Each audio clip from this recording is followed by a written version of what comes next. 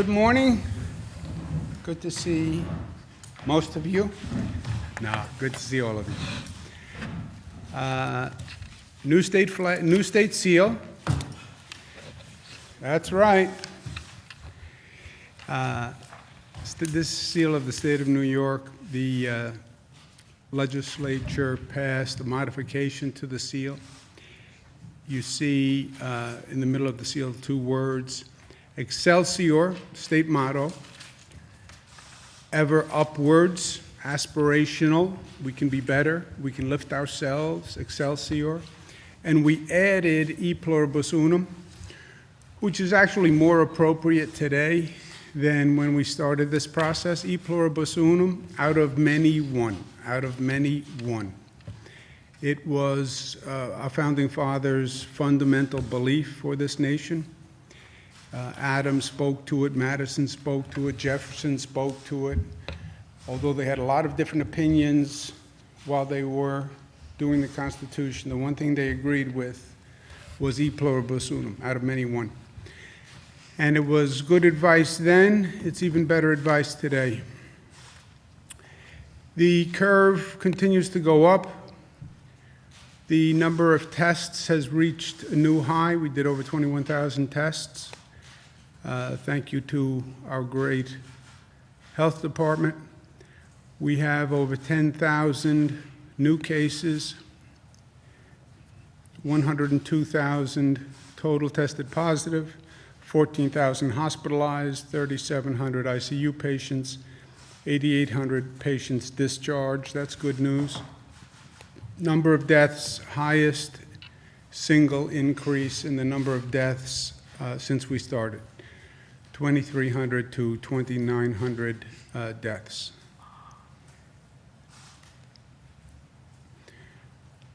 You see the totality for New York State, 102,000. New Jersey, California. Remember when this started, New York had airports that were designated entry zones. This is an international destination, international hub. We had people coming from across the world sooner and at a higher rate than anyone else. Total hospitalization, 1,400. That's also a new high. Daily ICU admissions is down a little bit, but you had more deaths, you have more people coming into hospitals than any other night. Also more people going out, which is obviously the ebb and the flow that's coming in and out of the hospital system. The hot spots, we now track on a nightly basis how many people go into what facility, so we can track the increase in what's happening. You see an increase in New York City, as we knew. Certain communities, frankly, more in New York City than other communities. But you also see an increase on Long Island, which is something we're concerned about. Long Island does not have as elaborate a healthcare system as New York City. We don't have the same amount of resources on Long Island, and we see an increase in the number of cases on Long Island, and that has us very concerned. Supplies, PPE, are in short supply, as they are across the country. We need companies to make the materials. It is unbelievable to me that in New York State, in the United States of America, we can't make these materials, and that we are all shopping China to try to get these materials, and we're all competing against each other. These are not complex materials. And we will work with New York manufacturers. We'll finance the transition necessary to make these materials. I mean, we talk about them as if they're very complicated. This is an N95 mask. This is it. It was 70 cents before this started. It's now as high as $7. But this is all that an N95 mask is. It's fabric, it's material. The FDA has the specifications, and then it's 2 pieces of elastic cord. It can't be that we can't make these. This is a gown. We call them gowns. This is a gown. It's, there's nothing sophisticated about the manufacturing of this garment. Not to degrade the garment. There's nothing sophisticated about the material. It can't be that companies in this country and in this state can't transition to make those supplies quickly. Again, I understand if there's a financial burden, we will address that and we will work with you. So please contact us. Javits is going to be converted to a COVID facility. The original plan was to use Javits. Javits is a state convention center. It was retrofitted by the Army Corps of Engineers to hold 2,500 people. The original plan was that it would not take COVID patients, COVID positive patients. It would take non-COVID patients, and it would be an overflow for hospitals. As it turned out, we don't have non-COVID people to any great extent in the hospitals. Hospitals have now turned into effectively ICU hospitals for COVID patients. So we wanted to convert Javits from non-COVID to COVID. It's federally run. Frankly, the federal agencies were not eager to do that. FEMA was not eager to do that. I called the president. I spoke to him about it yesterday morning. Yesterday afternoon, the president called me back, said he spoke to the task force. They would grant the request to transition the Javits Center to COVID only. That adds 2,500 beds. So that is a very big deal. And I thank the president for doing it. He did it despite the fact that the federal agencies were not eager to do it. And he did it quickly. So I thank him for that. It's a big deal for us. We're still challenging, we still have the challenge of ventilators. We don't have enough, period. The situation is very simple now. People come in, they're almost all COVID people. Ironically, the number of non-COVID cases has dropped because so many things are shut down that you don't have the same number of automobile accidents or people getting hit by cars. You don't have the same crime rate. So you don't have the same number of trauma cases coming into a hospital. They are COVID cases, and many of them go right to the ICU. In the ICU, you need a ventilator. And if you don't have a ventilator, the process stops, and we don't have enough ventilators. We're doing everything possible, splitting of ventilators, using BiPAP machines by this new protocol, using the anesthesia ventilators. We're talking to the federal government to be as helpful as they can from the federal stockpile. But in truth, I don't believe the federal stockpile has enough to help all the states, because you can't buy the material at this point. We're still trying to buy from China. We're working with Alibaba, which has been very, very helpful to us. I spoke to Jack Ma and Mike Evans, who is the president, and they have been personally gracious and very, very helpful in trying to get us to source material from China. But we're going to have to redeploy ventilators from across the system. In other words, there are hospitals that have ventilators. There are hospitals that have PPE equipment. There are private sector companies that have PPE equipment that they are not using, that we're going to need to redeploy to the places and the hospitals where we need them. I had a conversation with a hospital administrator yesterday. I understand they don't want to give up their ventilators. Ventilators are expensive pieces of equipment. I understand that even if they're not using them, they are reluctant to see them go out the door. The theory is if the government gets them, they'll never get them back. I understand that. But I don't have an option, and I'm not going to get into a situation where we know we are running out of ventilators, and we could have people dying because there are no ventilators, but there are hospitals in other parts of the state that have ventilators that they're not using. I'm just not going to allow us to go there. I think it would be wholly irresponsible. So I'm going to sign an executive order that says the state can take ventilators and PPE from institutions that don't need them now and redeploy them to other parts of the state and other hospitals that do need them. Those institutions will either get their ventilator back or they will be reimbursed and paid for their ventilator so they can buy a new ventilator. I can't do anything more than that. But I'm not going to be in a position where people are dying and we have several hundred ventilators in our own state somewhere else. I apologize for the hardship to those institutions. Ultimately, there is no hardship.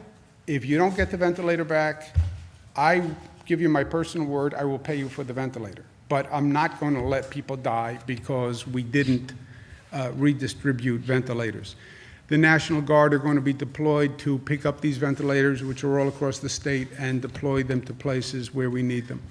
State budget passed last night, 3 a.m., as you know. The state budget was extraordinary. First, it passed a lot of major policy initiatives that we should all be very proud of. The nation's first domestic terrorism law. It improved bail reform.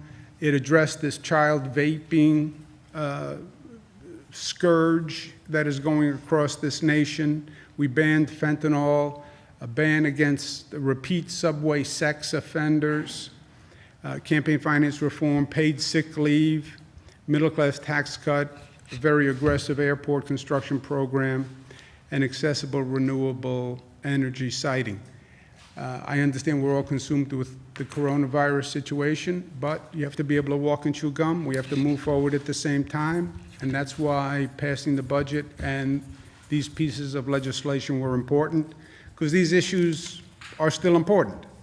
And child vaping, et cetera, surrogacy, these are major issues for people, and they passed last night, and congratulations.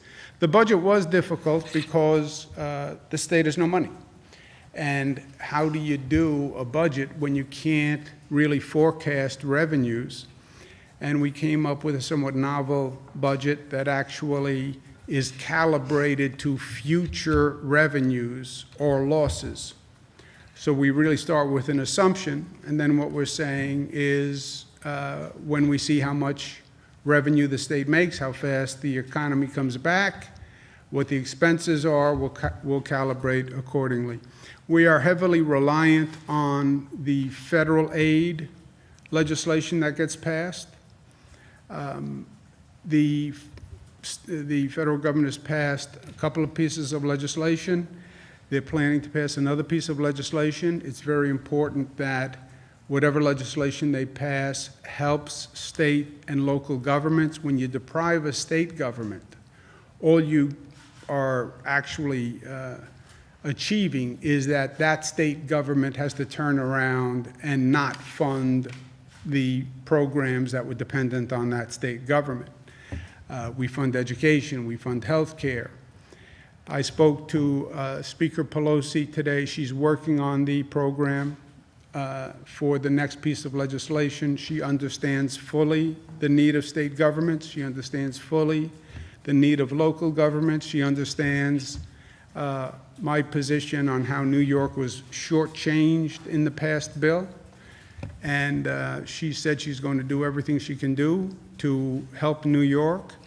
I've worked with the speaker many times. I've known her for 30 years, and I believe her, and her credibility and her competence is unparalleled in my opinion. So I'll be working with the speaker and the rest of the congressional delegation going forward, but we need federal assistance. Depending on how much federal assistance we get will be that calibration of the budget going forward.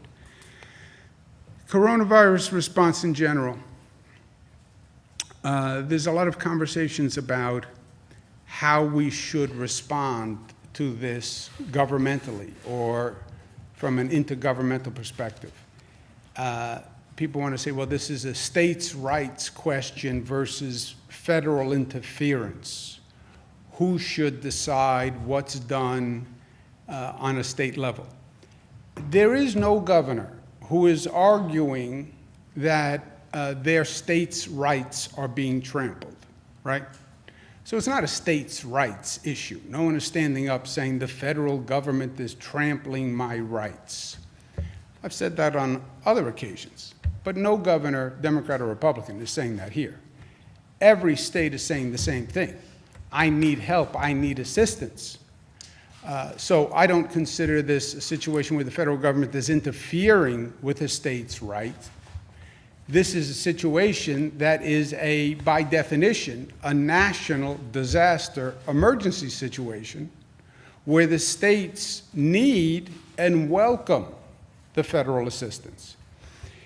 I was in the federal government, as you know. I worked on scores of federal emergencies. The only operational model that I see that could potentially work here at this stage where we are today with the realities we're facing, where no state can get the supplies they need. No state can get the PPE they need. No state can get the ventilators they need. The market has literally collapsed. The only operational model that I see is you have curves. We've been talking about our curve. You have curves in different parts of the country. And those curves occur at different times.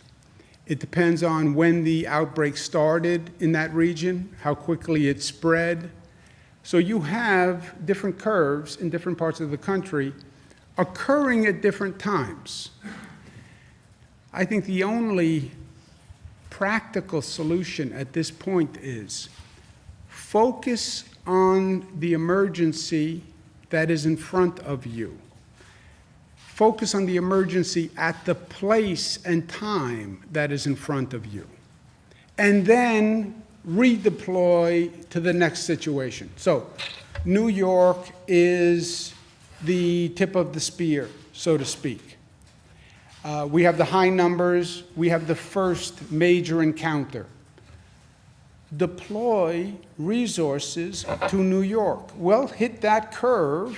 We'll be at the top of the curve.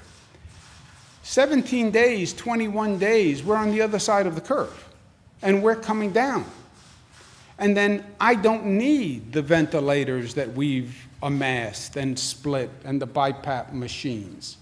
We can redeploy what we have, personnel, equipment, to whatever locality is next.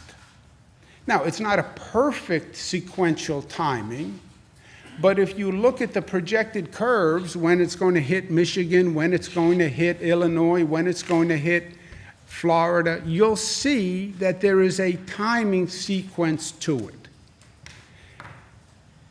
Why not?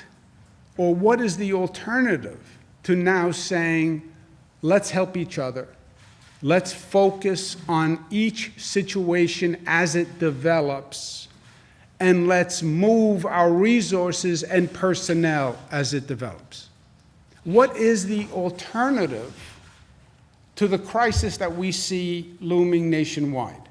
You do not have enough. The federal government does not have enough material to sit there and say, whatever you need, I can get you. Don't worry, California. Don't worry, Michigan. Don't worry, New York. Don't worry, Florida. They can't.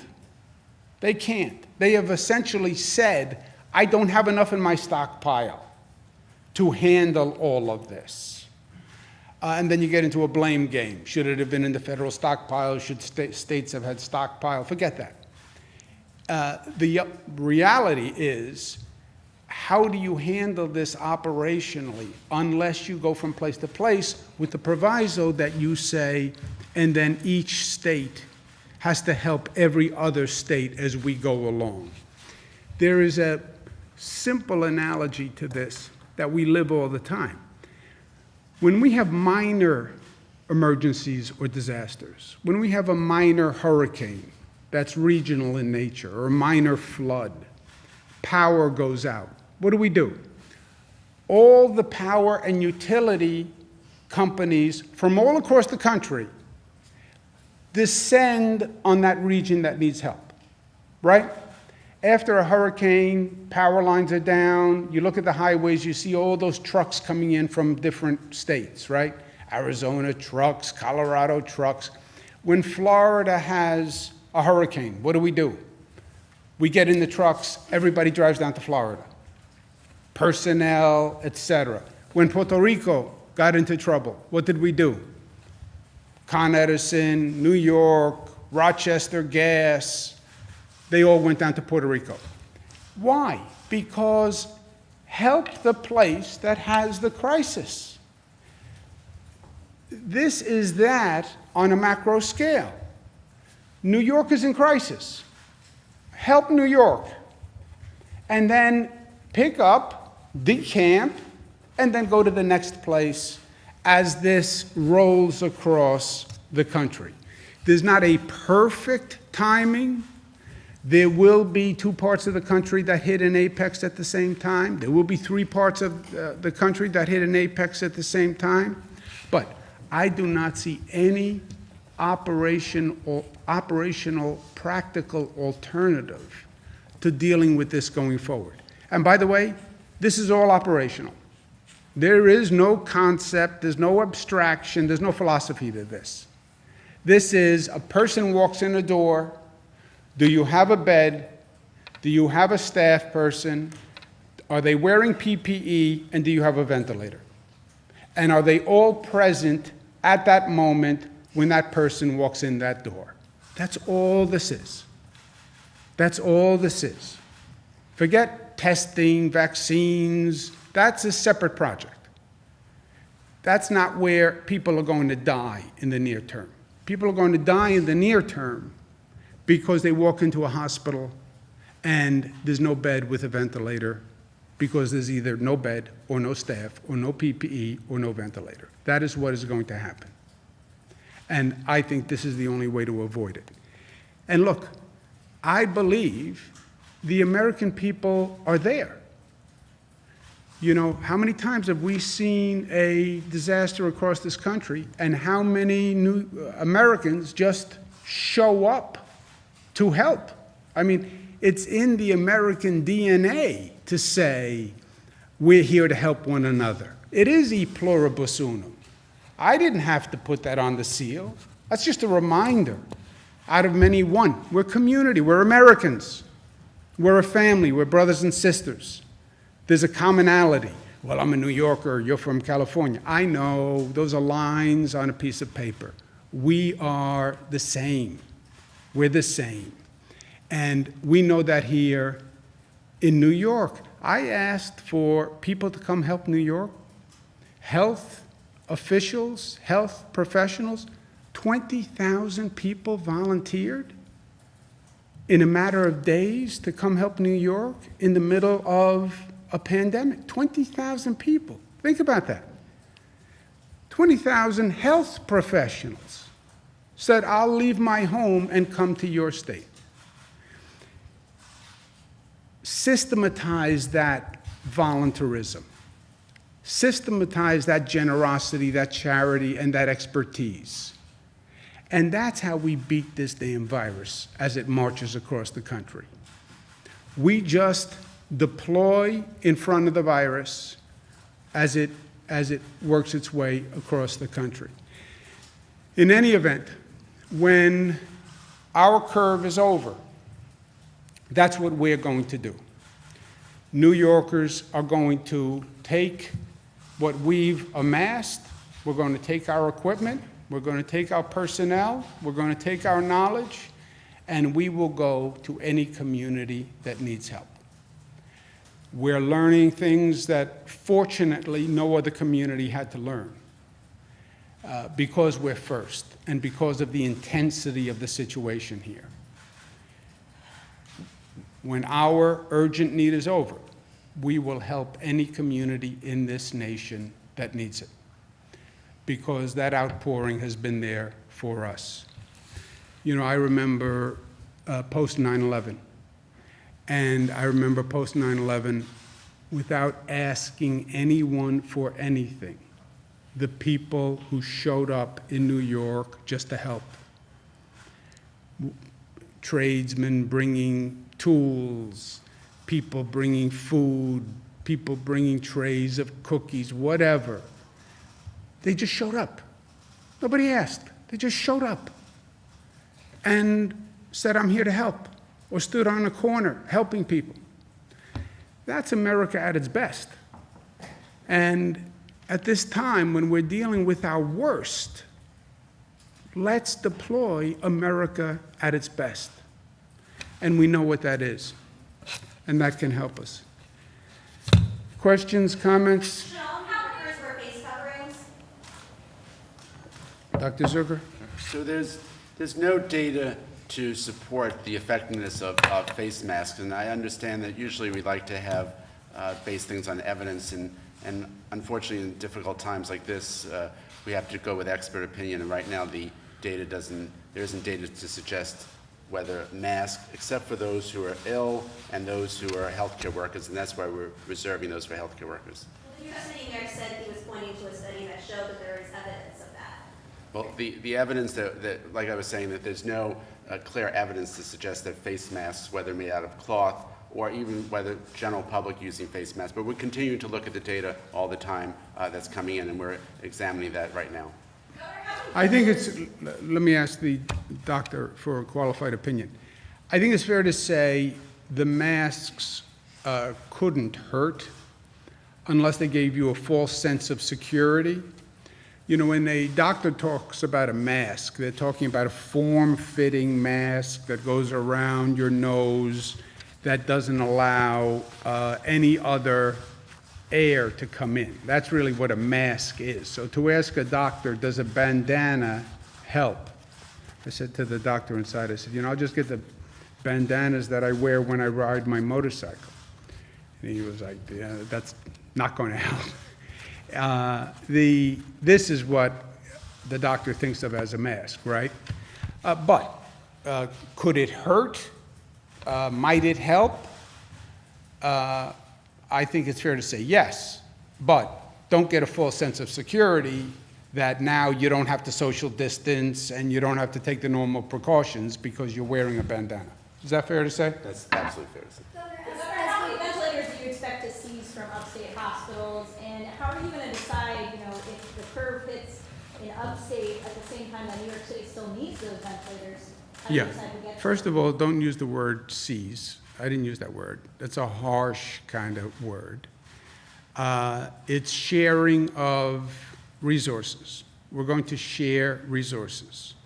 We're not going to have any part of the state that doesn't have the resources they need because we didn't share resources. We are tracking every night, every hospital, who comes in, what they have, what they need. And we're just sharing and shifting resources, which is the only intelligent thing to do among one group of people. Right now, the numbers in upstate New York are lighter than the numbers in downstate New York. But that is going to change. It is in New York City. Now you're seeing Long Island start to light up. We had Westchester light up. Numbers are growing in Erie. You're going to see that wave move through the state. You've been watching it every day on that map as every state, every county is now colored in. We're going to shift resources all across the state to whatever place has that need at that time. And we're going to make sure every hospital has the resources they need to do the normal business. What is fascinating is the normal business has dropped off dramatically for a hospital. Why? We canceled all elective surgery. So elective non-critical surgery is not happening. And when we close down most of society and people are staying home, less people are getting hurt. Less bicycle accidents, less crime. So hospitals who are not dealing with COVID are seeing very low activity. And it's not that we're going to leave any healthcare facility without adequate equipment, but they don't need excess equipment now, right? Most of these hospitals put together stockpile, you know. You'll have 50,000 masks. Well, 50,000 masks, how long does that last you? 5 months it lasts me. Okay, you don't really need a 5-month supply right now.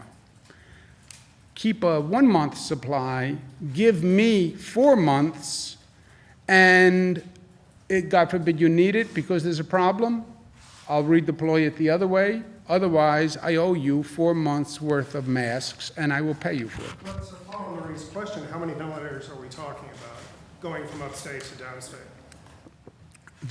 We have to see how many. We haven't done that calculation, Jesse. So if a hospital has, you have to go hospital by hospital. How many do you have? How many do you need for the immediate future? But ideally, how many would you draw down? There could be several hundred excess ventilators in hospitals that don't have a COVID response right now. And are you still anticipating or projecting that you've basically got 6 days worth of supply in New York City, or would this fiddle with that number a little bit? This is a number, several hundred could represent several hundred lives. So am I willing to deploy the National Guard and inconvenience people for several hundred lives? You're damn right I am. Several hundred ventilators doesn't fix the problem, obviously. But it's a significant number of ventilators when you can't find ventilators anywhere else and you've done everything else that you can do. But we're still at 6 days. Yes, basically. yes. Are you refusing to? Well, let's do it this way. Let's do it this way. You're burning the burn rate is about 300 ventilators per day. If you find 300 excess ventilators, you found another day. Are you refusing to release the ventilators if the states ask for them? Well, look, it's human nature, right? Let me borrow your equipment. No. I'd rather keep my equipment here. Government is going to take it. How do I know I get it back? How do I track it? It's an expensive piece of equipment, by the way. Ventilators now it's like $50,000. When we started, it was about $20,000. So it's not like asking to borrow a cup of sugar, you know. Are you confident that this order would stand up in court? I mean, certainly these private hospitals could make a Fourth Amendment argument, Yes. unreasonable seizure. You think they might sue me? I mean, possibly. It would be a slow day if I didn't get sued 5 times, John. But if they want to sue me for borrowing their excess ventilators to save lives, let them sue me. But do you think it would stand up, or are you Yes, basically dead? yes, it'll stand up. It will stand up. Javits Center is now becoming a COVID unit. Is that? Excuse me 1 second. I'll borrow them, I will return them, or I will pay you for a new one. You want to hope I don't return it, so I pay you for a new one. Lend me your drill. I will bring it back to you, or I will buy you a new drill. How do you lose? I'm not taking your last drill. You have 5 other drills in your toolbox. You're not going to use 5 drills between now and then. And if something happens where you go on a drilling frenzy, call me and I will bring you more drills. Go ahead, I'm sorry. The Javits Center now being converted to a COVID unit, is that going to house people who need less intensive care, or will that also have ICU beds? It will have ICU beds. I don't know the mix between ICU bed. For all intents and purposes in this conversation, it's a ventilated bed, right?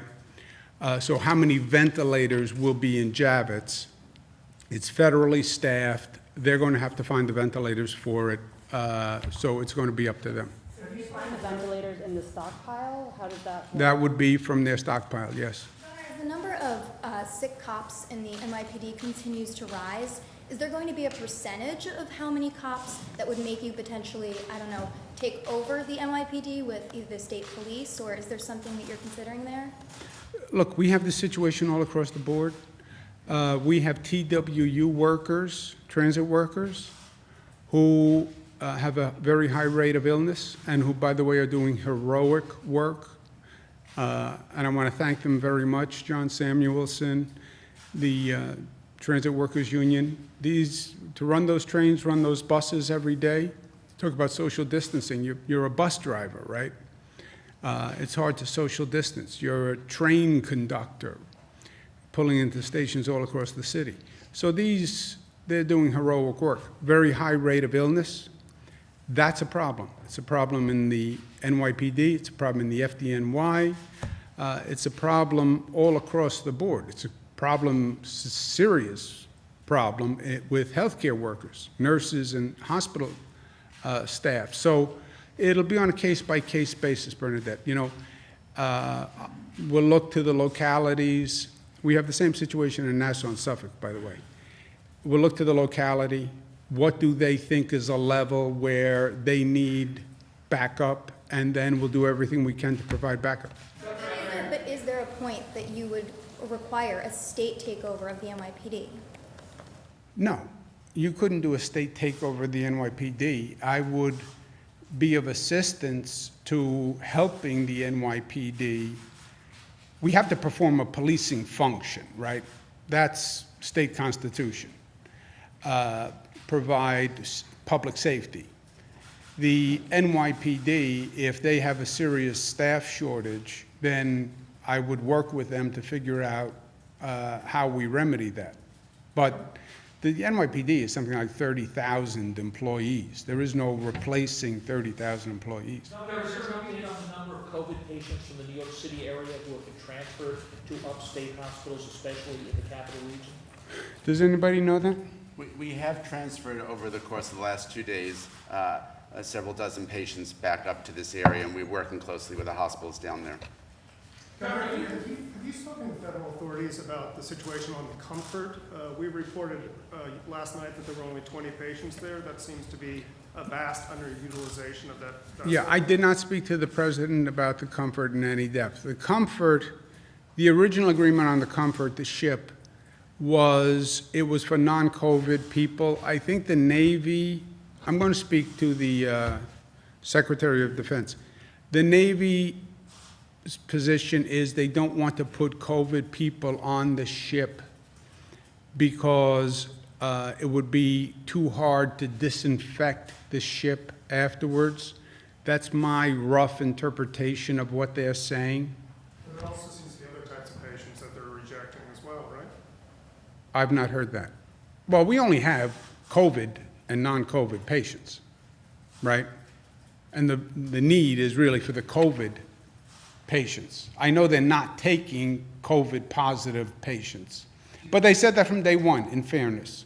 Now, I don't know the science of ship disinfecting to know whether or not they're being overly dramatic, but so I'll take their word for it.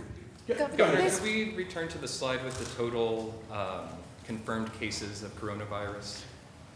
Yeah, but that tests my technological ability, Zach, which you know is a little. Which one did you want? The one with the total, the county breakdown of the confirmed cases. The county. Breakdown. Can one of you, can you do that?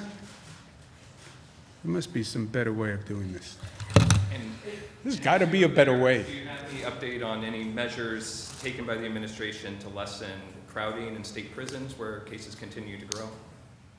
We have no measures to lessen crowding in state prison.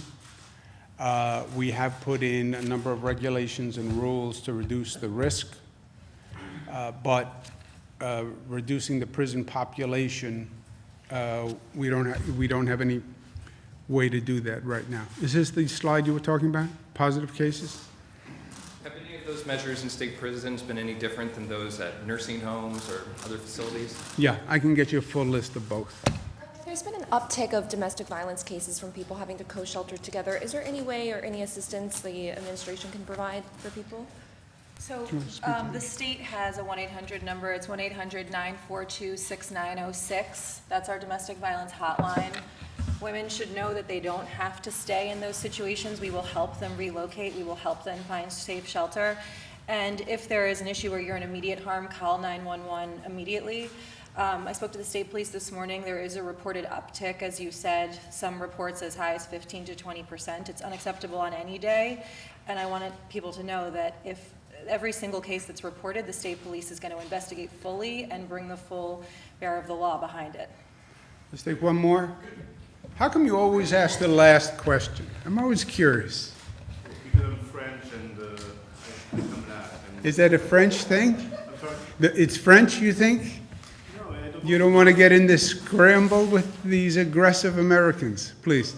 Okay, my question, you didn't talk about your brother today, so I'd like to know how he is. And I also have a question about your father. What is the thing your father taught you that helps you dealing with this crisis? You also ask the hardest questions. Is that a French thing that you ask the most difficult questions? My brother, the question of my brother is easy. He's doing okay. This is going to be a great public service that he winds up doing. It will have been a miserable personal experience because this virus is no joke at any age. And he's relatively young, he's in good shape. But and he's had malaria before, you know, he's not a crybaby by and large. But this is tough. I mean, it's tough. I talk to him several times a day, obviously, it's tough. He's doing fine, but it's tough to deal with. But he's going to wind up doing a great public service because all these questions, all the mystery about coronavirus, what if this, what happens? He is a living example of living with coronavirus, right? And he's up there and he's talking about it. So God bless him. And it demystifies it. You know, he can talk you through it. So I think that's going to wind up being a great public service at the end of the day. And as a journalistic contribution, I think it's going to be great. What did my father teach me that is most helpful in this situation?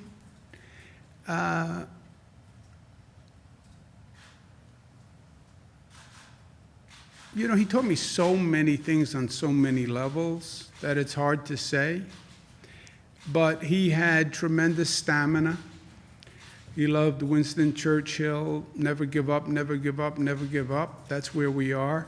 He taught me to trust in love and love's triumph over anger and hate and selfishness. And we need love now. We need love as a people. Am I seizing ventilators? No, I'm taking excess equipment to save lives, you know.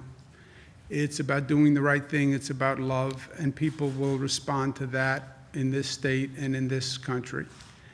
And I think those are the two greatest things. This is hard personally. It's hard to go through this all day, and then it's hard to stay up all night watching those numbers come in on the number of deaths tick up, and know that you're in charge of the ship at this time, and I don't shirk that responsibility at all. But I went through a lot of hard times with him, and eventually you go through the darkness and you find the light. And we're going to find the light. Thank you, guys. How are these cuts going to impact the